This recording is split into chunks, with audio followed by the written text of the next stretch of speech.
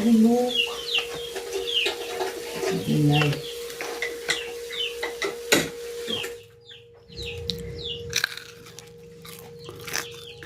And meron ako ditong saging na saba. Ito ay 8 peraso.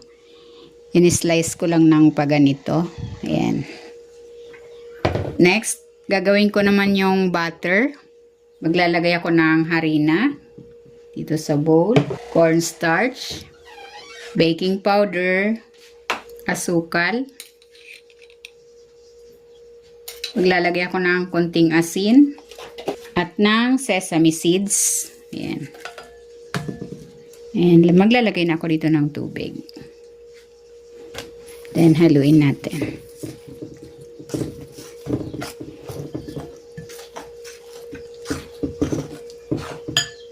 Magdadagdag pa ako ng tubig. Ayan, pag ganito na yung consistency ng butter, okay na yan. Ilalagay ko na dito itong saging.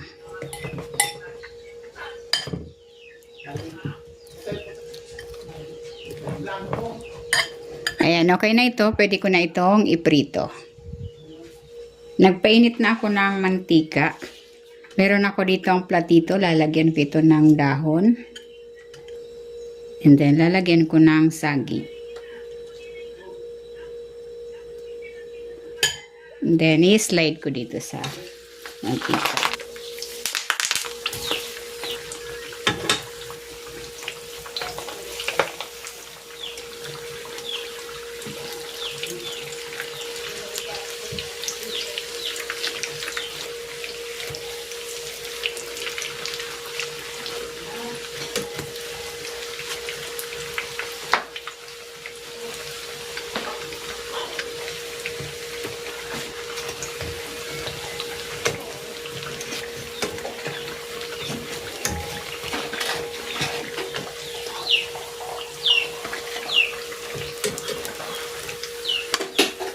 Ingay.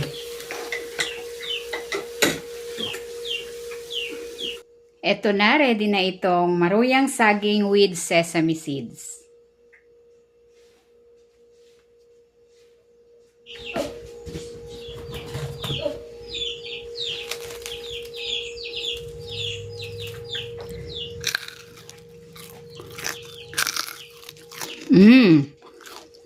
Sarap.